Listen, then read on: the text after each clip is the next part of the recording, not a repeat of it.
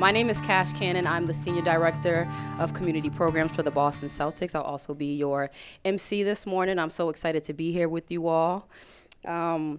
Welcome, and thank you for being here. Thank you for showing up and coming together to celebrate something that we're all passionate about, which is women in sports.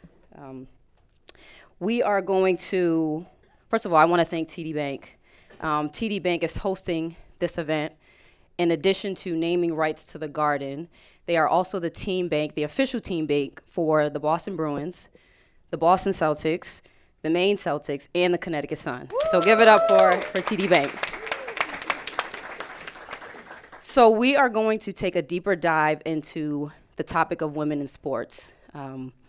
It's an important topic. It's something that we are all passionate about. And so we have these 4 incredible women here to talk about their experience, the lessons learned, and how sports can really help the trajectory of your life and of your professional career. We all know that there are a ton of health benefits associated with participating in sports, but there's a lot of compelling research behind sports and your career. I have a couple of stats on hand. There's one stat that comes from, according to the Women's Sports Foundation, 50% of female executives at Fortune 500 companies played sports. Deloitte research shows that 85% of women who played sports attribute the skills that they learn in their sports to their success in their career. And so, like I said, we have 4 incredible women who embody those statistics. And so they're going to share their experiences, but they're also going to talk about how we can show up for women, how we can continue to show up and help support women who are in athletics or in their professional career. So with that said, I would love to introduce Jennie Platt, Jen Rizzotti, Amy Latimer, and Denise Karkos. Thank you. Good morning, everyone. How are we doing? All right. Well, it is really, really great to be here with you all to celebrate women's sports on this very special occasion. I want to start by thanking Cash for kicking us off with such energy. I want to thank all of our attendees and our panelists for joining us here today at the TD Garden. I'm Jennie Platt. I'm the Chief Marketing Officer for TD Bank here in the U.S., and I could not be more excited for today. So I have a sports background. I was a college athlete. I played soccer and actually a little bit of lacrosse as well at Princeton University. I graduated in 2001. So I feel like I'm one of those people who really understands the benefits that playing sports can have in your life, in your relationships, in your career. When it comes to my career, I launched right out of Princeton and went to New York City and started my career in financial services. I spent 11 years at American Express, then 10 years at Citibank, and now 3.5 years at TD Bank in a variety of product and marketing roles. One of my favorite things about my job as CMO for TD in the US is our partnerships here with the TD Garden, with the Bruins, and with the Celtics. The ways that we can show up for our community, our shared values, the way we can create fans and customers for life through the love of sports is just tremendous. So I couldn't be more excited now to extend that and to demonstrate TD's dedication to women's sports through our recently announced partnership and sponsorship of the Connecticut Sun. Sitting here next to Jen, president of the Connecticut Sun. It's incredible. It's a dream come true for me to get TD into women's sports. It's something I'm so personally passionate about. And today is a really special milestone. When you think about the Connecticut Sun playing here at the TD Garden, the home of the Celtics, it's tremendous. And it demonstrates the progress of women's sports and the path that we're on to drive that parity and the prestige that women's sports deserves. Let me tell you a couple things that are really exciting. One, this game tonight is being broadcast nationally. That's right, as it should be. As it should be. So my family's all over the country. I was texting with them last night, parents in North Carolina, one sister in California, one in Florida. I said, turn on this game. You're going to see it. It is coming to a TV near you. But that access is so important. Yes. When you think about the accessibility of having more audiences, more kids, more little girls getting to see these amazing female athletes, it's just awesome. Another fun fact, tonight is sold out. Yes, it is. The game that the Sun played at the TD Garden last August and now this one tonight, sold out arena. We're talking about 19,156 seats. Did I get it right, Amy? That's it. Yes, which is just awesome. And if you look at ticket prices, they are going for at par or above what a regular season Celtics game would go for. So again, the power of women athletes to galvanize fan bases and communities. It's happening, people. It's happening. This is not a discount product.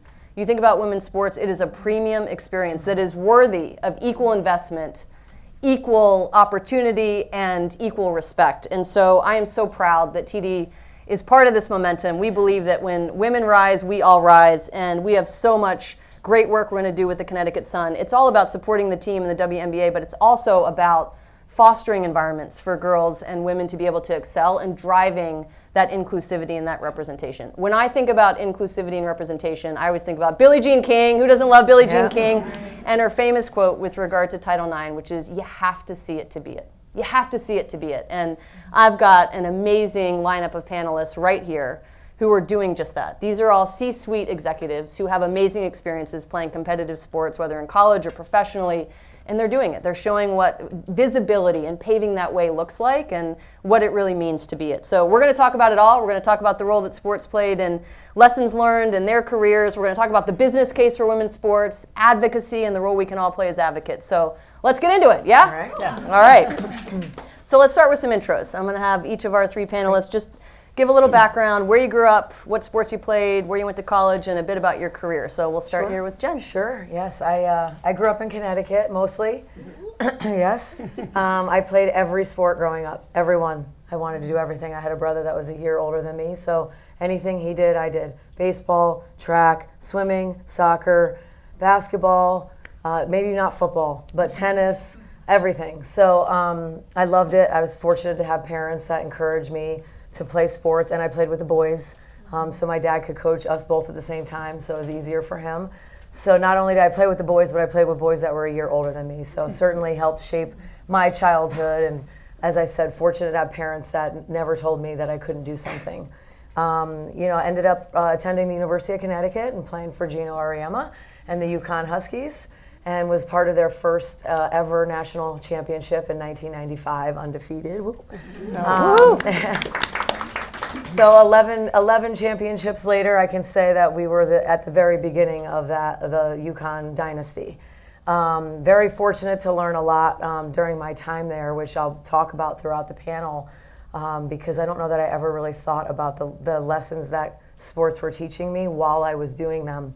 But I was very fortunate that the ABL and the WNBA started in 1996 and 97, so I was able to continue my basketball career as a pro athlete for 8 years after college, while simultaneously taking on my first head coaching job at the University of Hartford at the age of 25.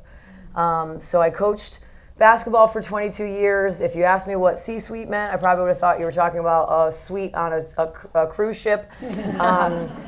But I had the opportunity to pivot from coaching in 2021 when I was offered the chance to lead the Connecticut Sun as a team president.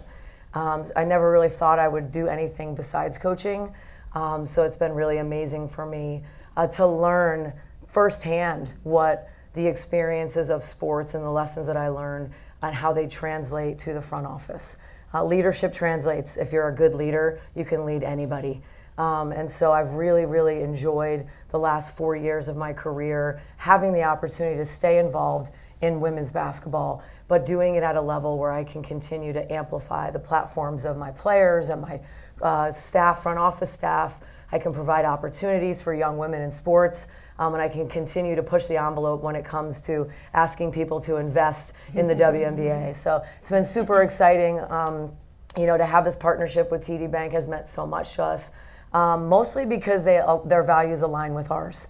It's not just a logo slap, right? It's not just a building being named. For us, it's about a partnership that provides access for youth and people to enjoy sports and women's basketball. It's about making an impact in our communities. It's about providing special experiences for our fans.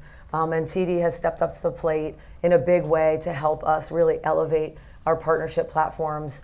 Being here in Boston's great, but they're also doing it for us in Connecticut. So I can't say thank you enough to Jennie and her team for believing in us and trusting us and building this partnership from the start here. So. Thank you. Amy. Good morning. My name is Amy Latimer. I grew up in Maryland. I also played every sport. Interesting parallels. I also played against boys all the time. Our coaches actually encouraged it. They went and found boys for us to play against. Didn't really help with the dating relationship. And I attended the University of Rhode Island on a basketball scholarship, older than these guys. I remember when Connecticut didn't win. That's how old I am. We played them. And then graduated, went to DC, a master's at GW, and then moved to Boston and really didn't have the next career step, and literally was a consultant for the opening of the then Shawmut, then Fleet Center in 1995.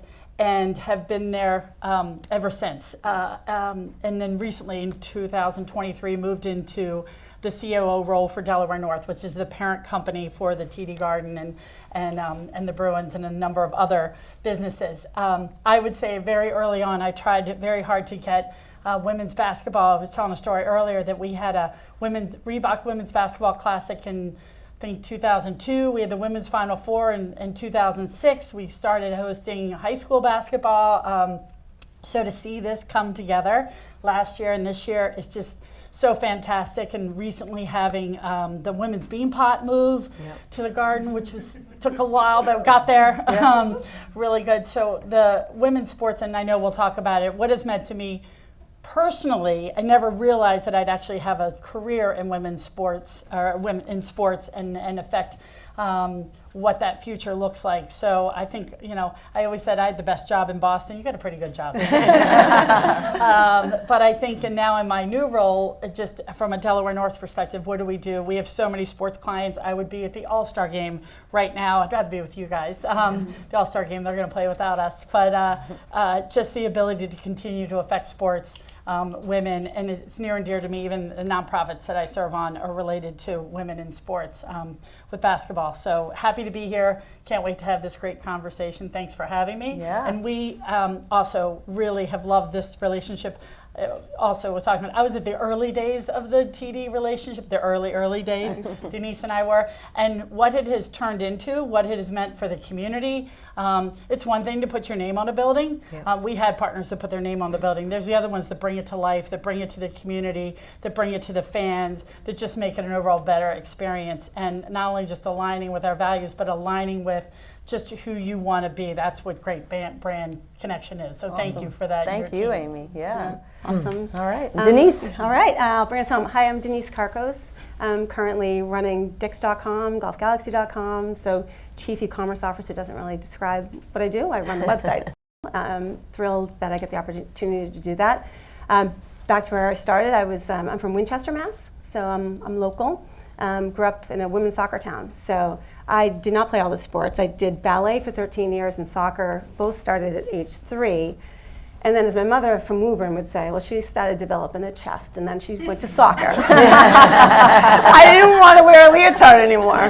So I went into the baggy Umbros and the baggy shirt. Oh, those Umbros were great though, right? The best, yeah.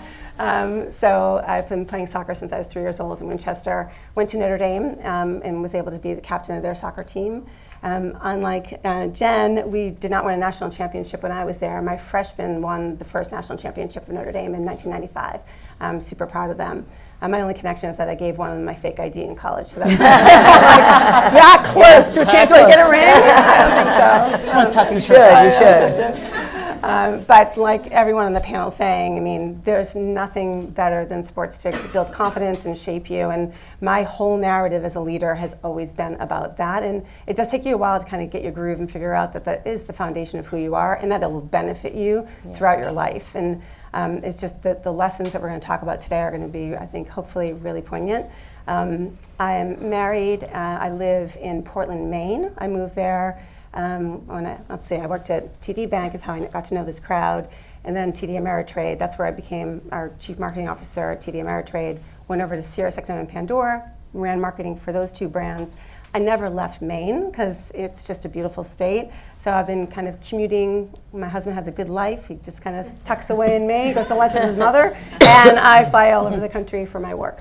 So right now I'm doing that to Pittsburgh, Pennsylvania right now. It's where Dix is headquartered. So I'll fly over there tonight. So I'm just excited to get the conversation going. Yeah. And you've got 2 soccer players and 2 basketball players. I like the balance of that, okay? So you got the soccer covered, Denise. Yeah, we do. All right, so this next question, I'm going to point this at Amy and Jen, and I want to talk about role models and inspiration. And when you both started playing sports quite early, back in the day, who did you really look up to?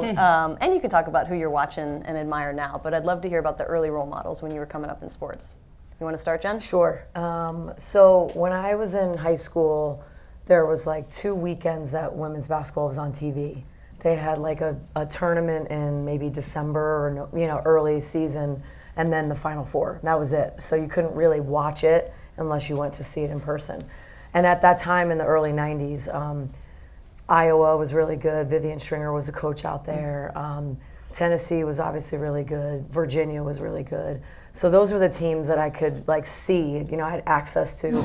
And then I can remember Tennessee and Virginia squaring off in the Final Four. So Dawn Staley was always someone that I looked up to because she was a point guard. She was of small stature, like myself. And I could see her, I could watch her, and just having the opportunity to see these women doing what I loved at the highest level on TV was a really big deal for me, because most of my role models in basketball growing up were men.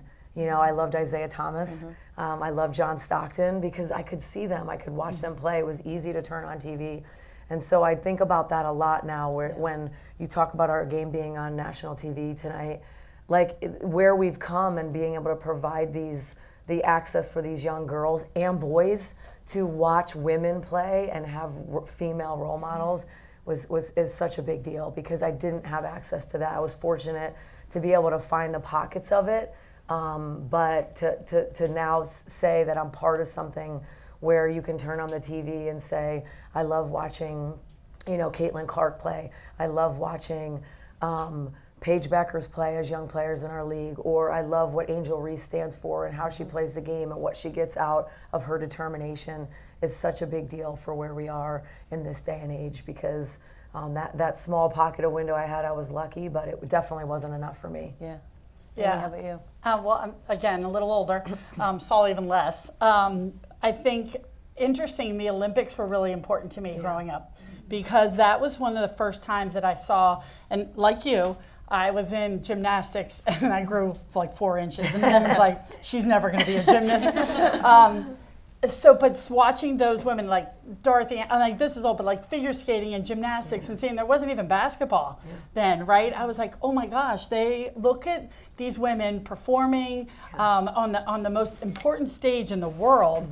And I think it really, it gave me hope. It gave me hope for and I wasn't sure that I was ever going to play a sport, but I just to see them, and they were also the only ones in commercials and everything else, right? Later came basketball. I mean, Ann Donovan was for me. That was like, when I got to watch anything, if I could watch Ann Donovan, it was really funny. Also date myself that Dawn Staley was a camper at my camp when I was a coach. She's the only camper we let play with us. Because she was better than most of us.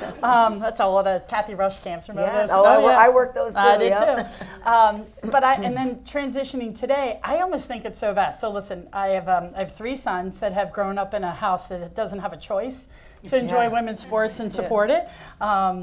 It just is part of our DNA. So watching the games today, watching the WNBA games, so excited about that. But I also, again, watching the women's rugby, watching, the women's ice hockey come on.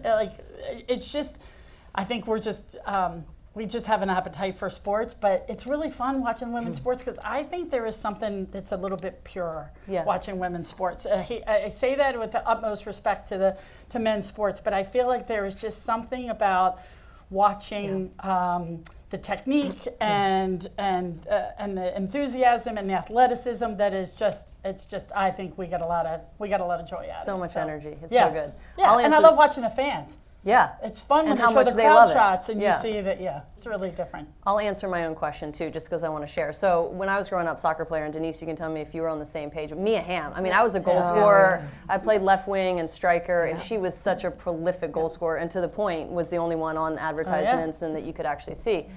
But as I got older and then grew out of my sports career and moved into my corporate career, and I was going through the process of coming out, and navigating that with my family, with my friends, in the corporate environment, I found myself going back to athletes and looking at who was inspiring me. And Brianna Scurry and Abby Wambach and Megan Rapinoe. And I was going back to the soccer field and seeing these athletes who were on a very public stage and were comfortable being out and being their authentic selves. And that really helped me in my corporate journey exploring that. So wanted to share that. And now let's get into some lessons learned. So Denise, I'm going to jump over to you. Let's talk about some of the things that playing on the field prepared you with regard to your career, and maybe if there was a challenging time when being on a team was hard and what you learned from that. Sure. I think about the best thing I've ever done in my career was really focusing on the end goal, and that comes from sport. Like, what's my objective? Do I want to play D1? Do I want to be the captain? Do I want to play after school, after I graduate?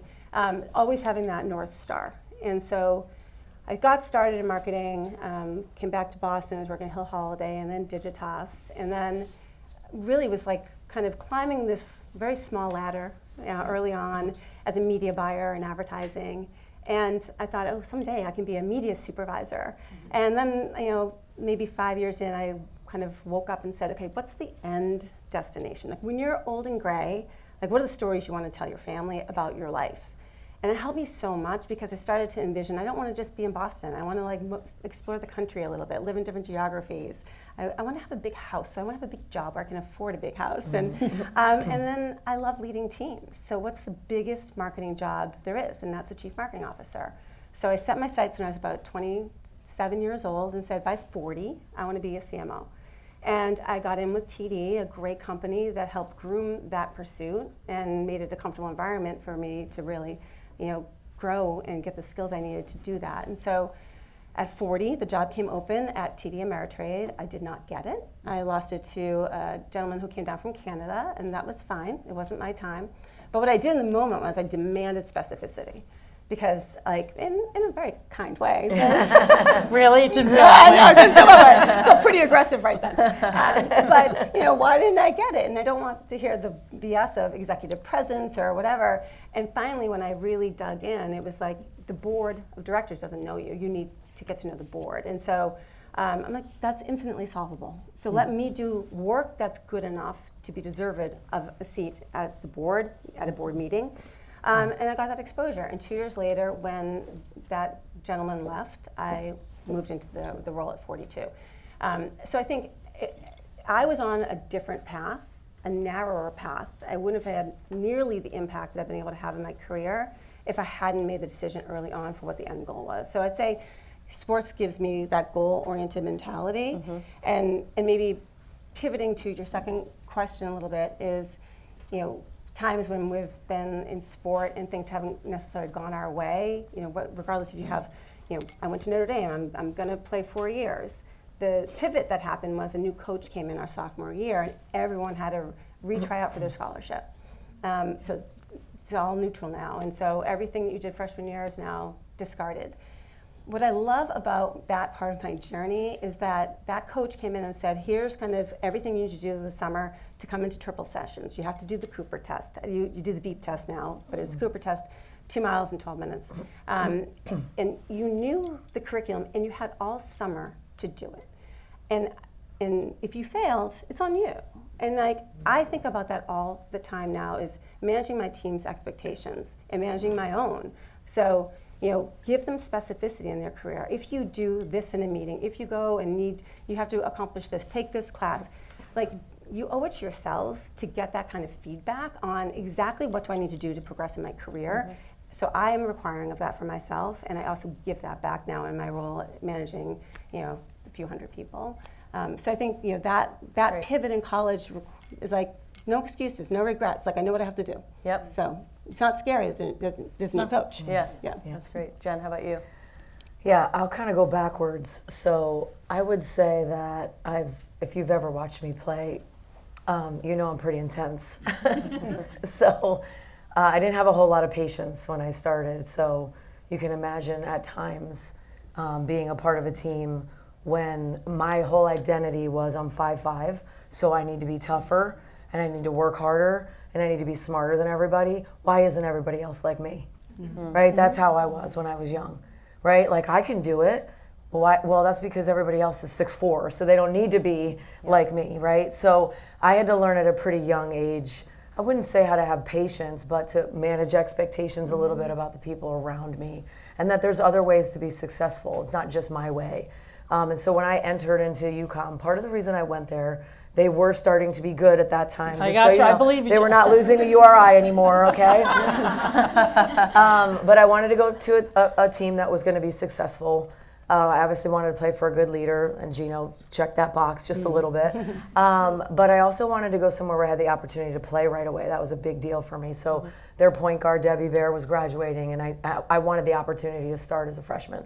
And I can remember as a freshman, Gino saying to me, like, you can't just come in here and start telling everybody what to do, right? Like, if you want to be a good leader, you have to get to know your teammates, and you have to start to understand what buttons you need to push to motivate them.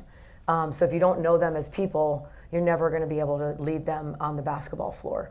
And so little did I know at that time that would carry me for the rest of my life, right? So as I got older, as I went into coaching specifically, like understanding the people that I was recruiting and understanding the people that I was hiring, right? And surrounding myself with good people, right, is the biggest lesson that I learned. Like, in basketball, in soccer, you can't win by yourself.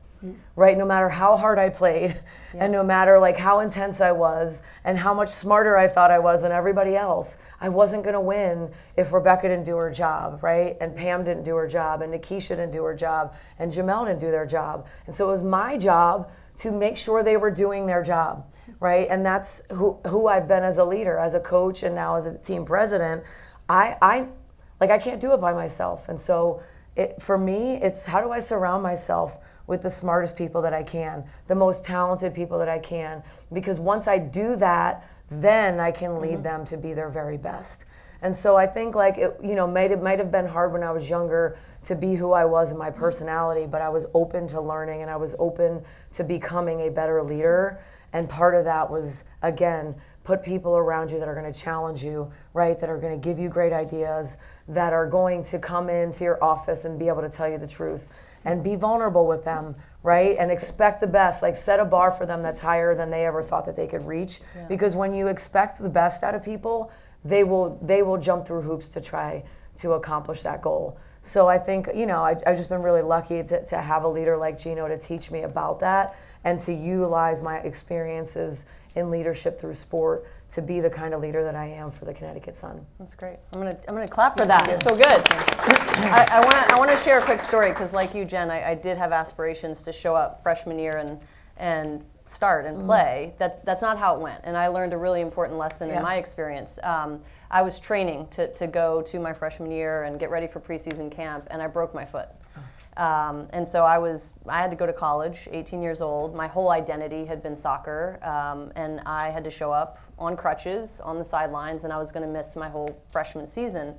And that was devastating and very humbling. But what I learned really quickly is that I needed to find a way to contribute to this team in a way that was very different than I had planned, and that leadership can take all kinds of forms. And I needed to figure out how to be a supporter from the sidelines to encourage my teammates. I needed to figure out how to impact the culture of the team, even though I wasn't on the field. And that's something that I think I've carried with me throughout my career. And so much of what we do as leaders in our jobs and in corporate America is to figure out how you build culture, how you get the best out of everybody, and how you be flexible to pivot. And sometimes you need to play a role that you didn't anticipate you were going to be playing, or the one that you wanted to play. And so that was a really important lesson for me.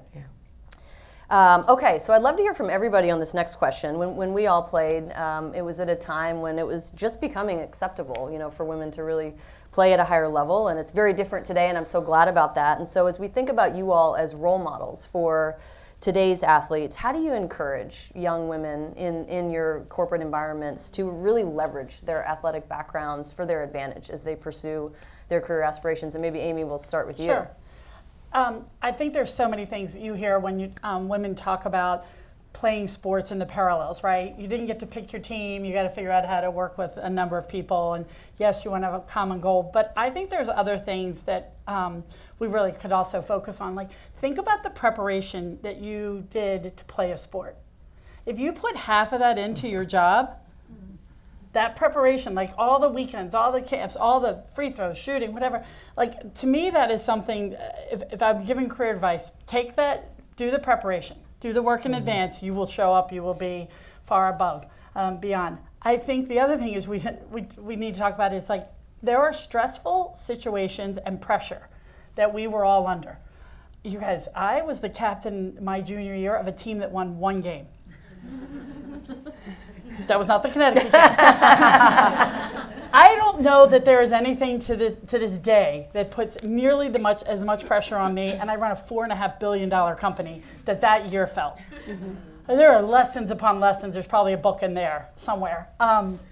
So I encourage women to think about drawing on those experiences. Be like, you're in the room, you've been in those stressful and those pressure situations, you're good. You're calm, you're listening, you can think about what's going on, you can contribute. It's very different than some people that get rattled. We've been through it. You can't really rattle us. The other thing I think people miss in applying everything from sports to the business world is that you are strategic. Nobody ever says that to an athlete. That you are strategic. You have been implying strategy your whole life. You have been thinking about what is my next move? What do I have to do? What are the relationships I have to garner?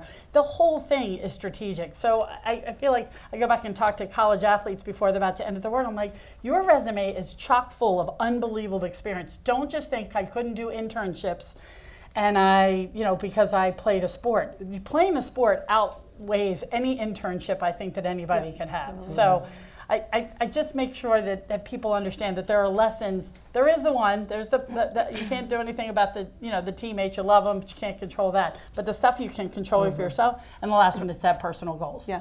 100% have personal goals. You have team goals, but if you don't have, and you'll have personal goals at work. Right. Write them down. Put them in the notes in your phone. I do it today. That is, those are some of the best lessons. That's great. Denise, I know you have some things that you do specifically to help coach women in the workplace. Yeah, definitely. And men, right? I think that there's the little things I'll do in terms of people's posture and how they show up. I mean, guys walk in my office, they open the door, "What's up, boss? How's it going?"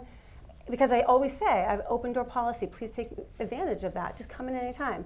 The women, a meek knock. "I'm sorry to bother you." I go, "Do it again." Don't apologize. Do it again. And I'm not a big fan of monthly mentorship meetings because then there's pressure on both sides. Oh gosh, it's tomorrow, and what am I going to say? Fast feedback, live in the moment. If you have a problem and you're going to a meeting tomorrow and you don't know how to show up, call me, text me. Let's just role play for 2 minutes and figure it out. I never walk into a room nervous anymore because I do the work. I make sure that if there's someone in the office or in the meeting that I don't know how they're going to react to what I'm going to say, I'll pre-sell it to them. What's wrong with that? Just do the work. Make sure you kind of knock down all those fears ahead of time. Maybe the only other thing I'd say is that wins and losses, right? That's very tangible when you're playing a sport. You know exactly how you're doing. There's a score at the end of the game. It's hard to know in business. And it's hard to get over what you may deem a loss. When you go home at night and you're like, "I sounded so dumb in that meeting." That never ends, by the way, ever. What you can do is get out of your own way, get over it, and put a win on the board the next day and feel good about something. Mm-hmm. Use it as motivation to do something better. And then you'll forget all about how stupid you think you may have sounded in a meeting. So wins and losses, create your wins, and get over your losses as fast as you can. Yeah. How about you, Jen? Yeah, it's probably the same theme, but I always would say that confidence is what breeds, preparation is what breeds confidence, right?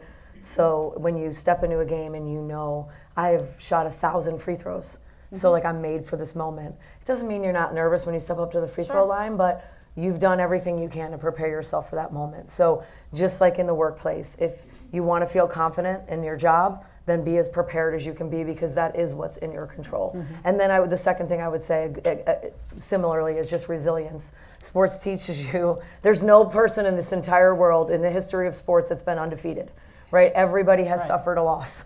And so it's not about, the loss itself, it's about how you bounce back from it. And I think that in the workplace, we all make mistakes. And so modeling that, like, okay, I made a mistake, owning it, like as a leader, owning when it's your fault, when you make a mistake, and then just assuring that it doesn't happen again. And that's what I try to tell my staff is like, I bet you'll never do that again, right? Because if you have the right people, they already feel bad enough when they make a mistake that you don't need to like add on top of it. Just remind them like, okay, I know you made a mistake, but I guarantee you'll never make it again. And so just giving them that confidence that like, hey, I'm not saying it's okay, but let's make sure, the next time you put yourself in that situation, you're prepared to do it right and get that win for sure. That's great. All right, we're going to pivot to viewership and sponsorship. So when you think about viewership of women's sports, so long it was dominated by women and girls. And those are the only people watching women's sports, and that is changing. That is changing for the better, and that means men and boys are in it. They're in it to win it. And it makes me think about the value of sponsorships. An interesting fact is that even today, less than 1% of sports sponsorships are geared towards women.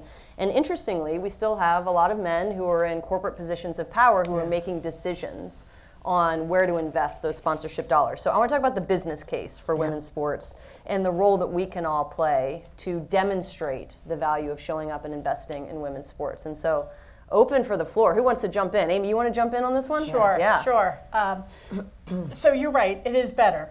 It's better. But it's not what it should be. And I do think that I think it'll change not with just more women in those decision-making roles, because that's not enough. Exactly. Right? I think it's about the value.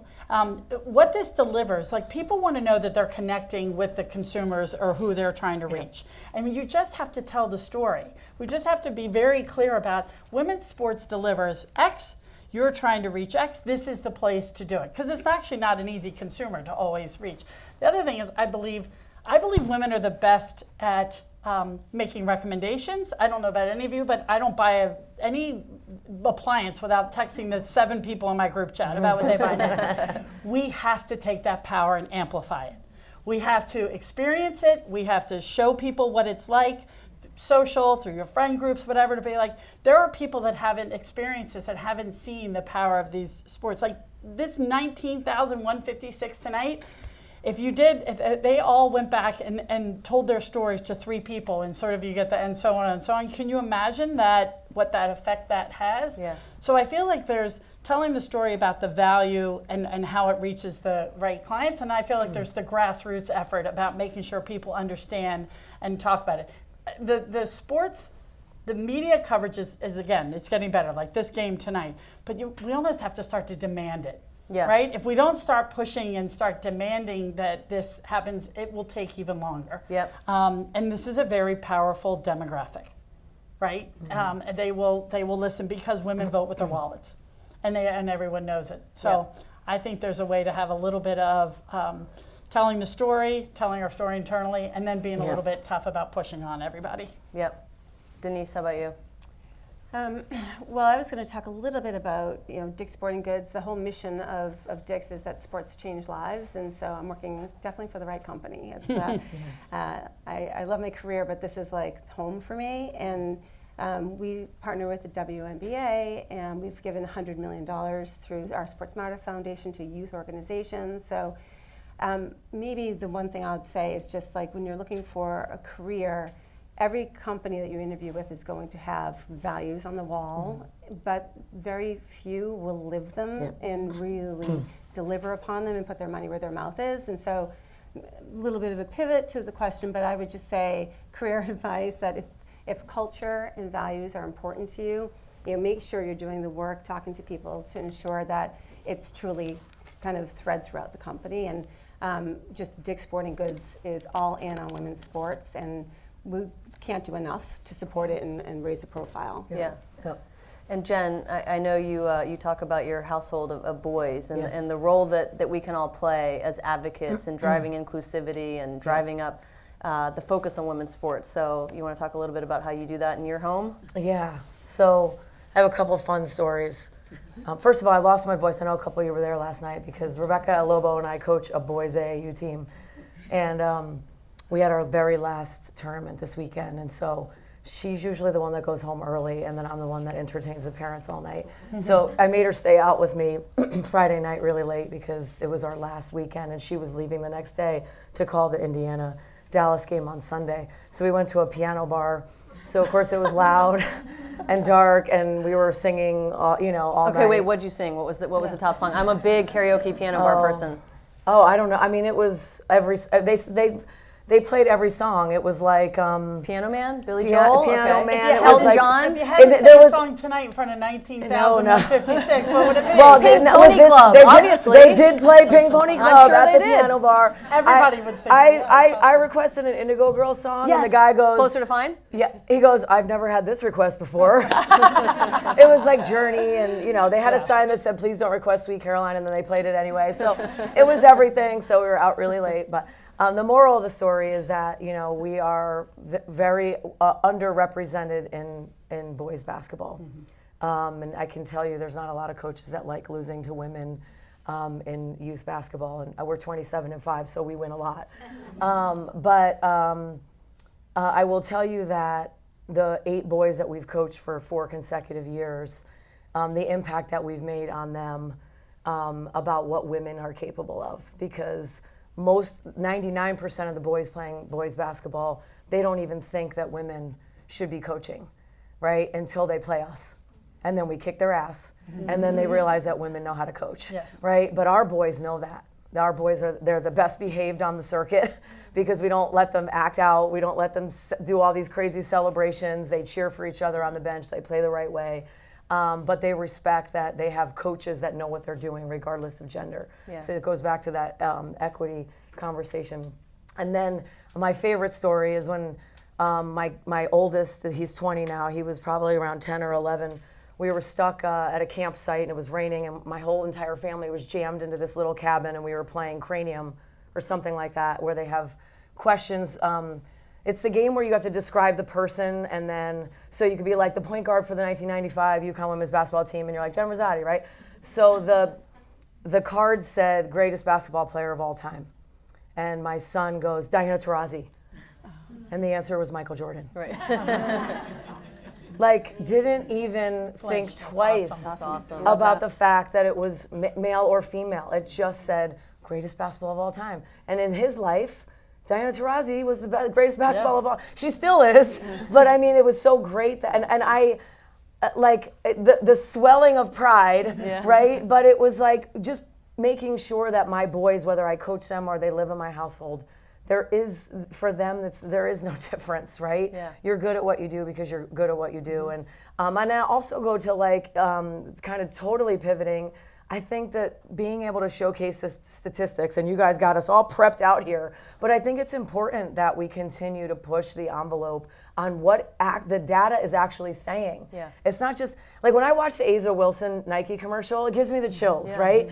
Like, just like everybody did patty cake, when we grew up, like these brands are telling the stories of who these women are, right? And they're showcasing their personalities. Like, think about the CarMax commercials with Sabrina and Asia and Sue. Like, you can't help but not love them, right? Because, or the State Farm commercials with Caitlin talking about doing everything from the logo. These brands are tying it to these women's personalities and who they are in a way that has never been done. Yeah. And so when you look at the stats, it's like fans are nearly 3 times more likely to purchase a product recommended by a female athlete over another type of influencer. That's because these brands are finally starting to understand women's sports and women's athletes and the power that they have. And so we just need to continue to push the envelope on that. You look at what the league has done over the last 4 years, even just since I've been in the league, in terms of the league partnerships and the new broadcast deal. I mean, it's unbelievable what our athletes have pushed ESPN and these brands to finally step up to plate and give us what we deserve. And we're not close to where it needs to be, but we're pushing the envelope at a level that we've never seen in women's basketball before. Yes, we are. And Jennie, I would say we sell more Caitlin Clark jerseys at Dick's Sporting Goods than any other jersey. So yeah, you need to get more Connecticut Sun jerseys in the Connecticut stores. Okay? Marina jerseys, please. You set yourself up for that one. I see Sabrina and I see Caitlin. It's like, I know we have a whole new roster, so we had to like pivot a little bit, but let's get some Tina Charles jerseys in there. Yeah. Wait till you walk in next time. I know. It'll be like, who's that person? Who's that player? All right, I'm going to let you each have one last word. word, just quick bit of advice. If you have to leave everybody in the room with one piece of advice on, we got a lot of college students and athletes here, either how to leverage athleticism to your advantage in your career or how to just be an advocate and drive that inclusivity. What do you got? Jen, start with you. Oh goodness, I gotta go. I just finished talking. All right, we switch it up. Yeah. Denise. Me also, don't sacrifice your own success. We all get in our head. I mentioned it before, but it's just one of those things that like you're an athlete, you're alpha, you're going to be successful. By the way, it's not going to be a linear, perfect path. You're going to make mistakes and take a job, work for a jerk. All that's going to happen. It's okay. You're an athlete, you're alpha. Just don't get in your own head and don't get in your own way. Set your path and just put your head down and do the work. Great. You finish because you're like the queen bee up here. Yes. You said you were working for TD for like a few years and it's been like 30, so I think you probably have the best advice. But I'll just piggyback off of that you need to advocate for yourself, right? But you can't do that if you're not prepared. So I love that you talked about how when you were 27 you had a goal for 40. I think a lot of times young people think that they should get something tomorrow. Like it takes time. Yeah. Like use the experiences that you're going through right now to prepare yourself to be ready for the role when it comes, right? Don't expect it. Like just put your head down and do the work, and then because you're doing the work and because you're confident, advocate for yourself. Raise your hand, walk in the boss's office, not meekly. Ask for the things that you need, ask for expectations, ask for feedback, prepare yourself, right? And then, step up to the plate and when you're ready and have the confidence that you've done the work to be in the room. That's great. Yeah, I'd say two things. It's exhausting to try to be anybody else. Yeah. Don't do it. It's just not worth it. Don't pretend. Like, they're either going to love you for who you are and what you bring to the table, or they don't. And if they don't, then find somebody that does. The other one, and my team has heard me say this a million times, my whole career has been based on raising my hand for jobs that are over my head. Every single time. I would tell you every job I have taken, I was like, and it's not neat and perfect. Like, don't look for everything like I have every single checkbox. If you have 60, 70%, you're fine. You will figure out the rest. I am such a believer in this that if you raise your hand, you will figure it out. You will surround yourself with the right people to get it done. You will learn the lessons to get it done. And then you will build the confidence to do it again and again and again. But you got to take that first leap and just do it. I don't like meek either on this. Nope. Like, come in and make the case.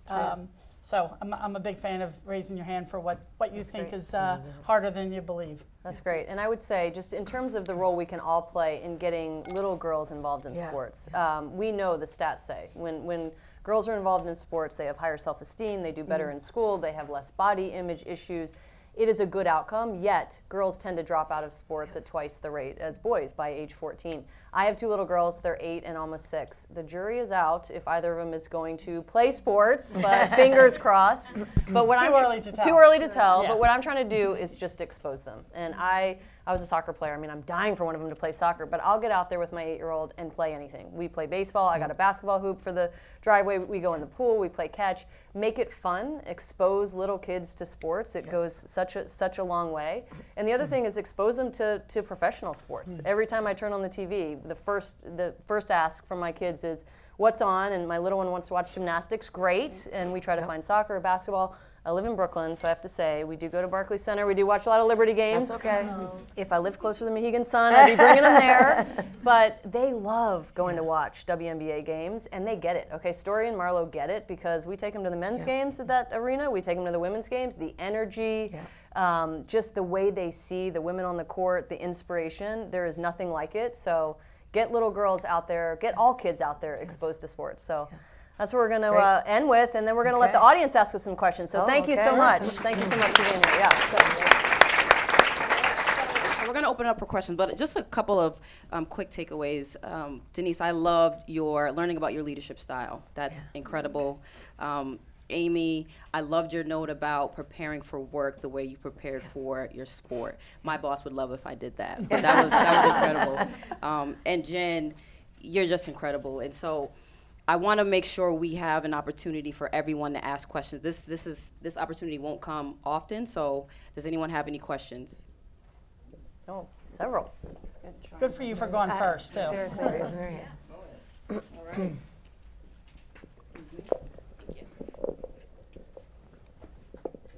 Hi, everybody. Thank you for being here today. My name is Sophia Hausberger. I'm here with Women X today. I currently play college hockey at Merrimack College, studying entrepreneurship and getting my master's in nutrition. My sister and I own a business, a holistic mentoring athlete company where we talk about nutrition and mindset because being an athlete myself, I also played hockey overseas, so I noticed that there's a huge gap with those things off the ice or off the field, off the court, that really bring together the whole athlete. As an entrepreneur, as a leader, as somebody in a C-suite position, we talk a lot about risk and taking risks. So I would love it if you guys could talk about how you manage taking calculated risks versus making decisions that you make every day. What kind of goes into that? Great. I can start. Congratulations on all your early success. Yeah. It's amazing, remarkable.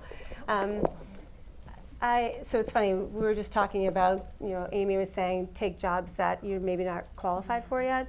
I went to Dick's to interview for the chief marketing officer job and didn't get it, but I got the call to say, good news, bad news. Bad news is we're going to give the job to somebody else. Good news is we have this other job that you've never done before. Like, you're going to run the call center, you're going to run the website, it's all tech, and do you want that one? Because we love you, we just have 2 people we like and 2 big jobs. So that was a risk. I commute to Pittsburgh from Portland, Maine now, and leave my husband during the week. And the way I've approached any of these decisions are in chapters. And I just say, like, if you're able to handle the worst case scenario, worst case, I'm commuting, it's hell, and it's, I'm not good at it, I can't do it, I don't have confidence, if it erodes my 30 years of experience, like, if any of that starts to happen, can I deal with the worst case scenario? Yeah, I can suck up a situation like that for a couple of years, so it looks good on my resume, and I can deal with the worst case scenario of shitty commutes and like maybe feeling less confident in the job and learning. If you can deal with the worst case scenario, I think it's always worth taking the risk. And by the way, thank God I took the risk because it's like the best job I've ever had. I love TV, so I shouldn't have said that. So from my point of view, think about the risk, and if you can handle the worst case scenario and figure that out, then it's worth taking. Anything else? Yeah, I'm happy. I think I make risky decisions every day. I didn't really explain the Delaware North. I have a gaming division. I have a hotel division. There's sports division. There's airports. And talk about not knowing some things, and didn't know a lot about some of that stuff. The way I think about risk is it's sort of that assessment. That's sort of, when you do the list, like, why should I do something or why should I not? And I'm maybe overly optimistic, so my list is always like 70 to 30, and I'm like, oh, I'll figure out that 30. I always believe we can figure it out. I always figure out whatever. And by the way, if it doesn't work, it doesn't mean that it's a failure. It just might lead you to something else. So I don't always think a failure is like, oh, we're done, it's a failure. That failure sometimes is the launch pad to, it got you to somewhere you would have never gotten to. And then you can go back and look, if I didn't take that risk, I would have never gotten to this. So I always feel like there's a good way to look at failure of risk. You do have to have some fortitude for it. You've got to be willing to take the feedback or whatever happens for it, but I will tell you, it will make you better by doing the risk, because playing it safe, you will. It won't. And the fact that you've already launched it, I give you credit for launching it, playing hockey, being in college, getting an MBA, and honestly, nutrition, we all could use some help with nutrition. Yeah, I mean, what's the cliche? Don't ever get comfortable being uncomfortable, right? That's the definition of being risky. And talk about not being qualified. I went from being a basketball coach to a team president, so I win that. I win. I had no idea what I was doing. But I will say sometimes leadership can feel lonely.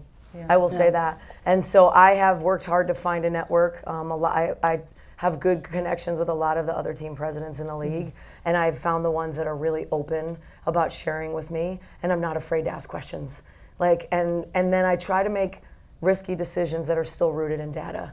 And so we don't have maybe the resources that some of the other professional sports teams have, including the W, but we still work hard to try to make our decisions based on what we're seeing. And, including the game here, we took a risk moving like the Indiana game, which would be a guaranteed sellout at Mohegan, here knowing that we could sell out here and make a lot more money, right? And also there was a risk of pricing out fans because we were charging so much. And like, how do you find that balance between, it's a business, we need to make money, right? But we also want the hardcore fans to be able to afford to come to the game.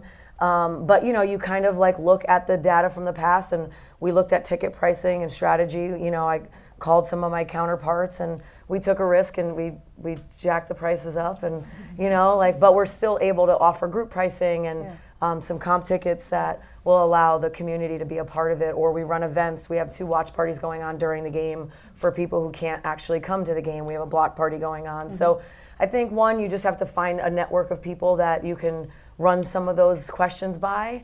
It's not always easy to find, but also like, if you can, like, try to find data to support your decisions. And if it's the wrong one, just be okay with that. You'll learn from it. You're gonna learn, no matter if you make the right one or the wrong one. And every decision you make, you're gonna learn from. So again, that's also a data point, right? Like, a failure is a data point. So you use that failure to make your decision better the next time. Incredible, great question. Jen, I said you're incredible, but I've heard incredible things about you. The most impressive thing is that you find time to coach AAU while being a team president. Like, really? And going to piano bars after Yeah, the games. yeah. Just packing it all in. Any other questions? Hi, thank you guys so much for being here. My name is Riley. I'm also here with Women X, and I am studying sports marketing at St. Bonaventure University. My question is, as a woman specifically in the industry that is so often dominated by men, what is one challenge that you've faced and kind of how you've navigated that? And I know you talked about lessons, but maybe some advice through those challenges. Yeah. Can I grab that one to start again? Yeah, Sorry. sure. I'll say 2 things. One is, and I don't know if people are going to agree with me, but I've never had the male-female thing, like, ever. Like, men have supported me maybe more than some women in my career. However, those dynamics do show up. So I was in a meeting once, and I presented this in a boardroom of a bunch of guys. And after I was done presenting, one of the guys looked at me and said, "Well, that was cute." And I was inflamed. Like, I could feel like the road runner, like, steam coming out my ears. I'm like, can anyone else see what's happening to my body right now? And while he went on and listened to himself talk, I composed myself and said, if I don't deal with it in the moment, my husband's gonna get it all night. Like, he's gonna hear from it. I'm gonna devolve into this like really like terrible person. So I got my gumption in the moment, got my composure, and when he was done talking, I said, I think you're cute too, but that wasn't the point. I think you missed my strategy. Maybe you weren't thinking about things the right way. It made him be a little emasculated because he had done that to me. So I would just say, if you can find your composure in the moment and do it in a way that's not going to get you fired, if you can just find a way to meet them at where they're at, if that happens, male, female, doesn't matter. That has served me so well, because then I go out the victor. Yeah. Can I tell? It's a very quick story, but my first NHL meeting, because I oversaw all the Bruins marketing and ticket sales and everything. I go to the first meeting, 500-600 people there. There are some few women there, not many. They went over to community relations. There was marketing, not many. And I walked into the ticket sales room. I was the first woman to ever walk into the ticket sales room representing an NHL team. And I was like, okay. And they all looked at me, and I was like, and I literally had this moment and thought, okay, I'm here representing the Boston Bruins. I'm here representing an original 6 team. Like, I felt like I put the jersey on mentally in my head, and I was like, bring it. Like, I deserve to be in this room. I deserve to have the same voice, the same questions, the same input as anybody else in this room. And it was a turning point for me, because every room I walked into was all men for a very long time. And I kind of felt like it was my super little secret armor that I thought I might have Latimer on the back of my jersey, which there's never a hockey player named Latimer. But it was that silent confidence that I feel like you have in that room. You deserve to be there. You have the same opinions, the same information. Just have the confidence. Yeah. That's it. I've never had a lot of problems with men either. Yeah. And we just need to lift each other up. You know, I think years ago there was definitely like this feeling that like women were competing against each other. We can't. Yep. We can't. God, no. Like, we have to support each other. We have to collaborate. We have to lift each other up. We have to continue to hire each other and put each other in positions to be successful.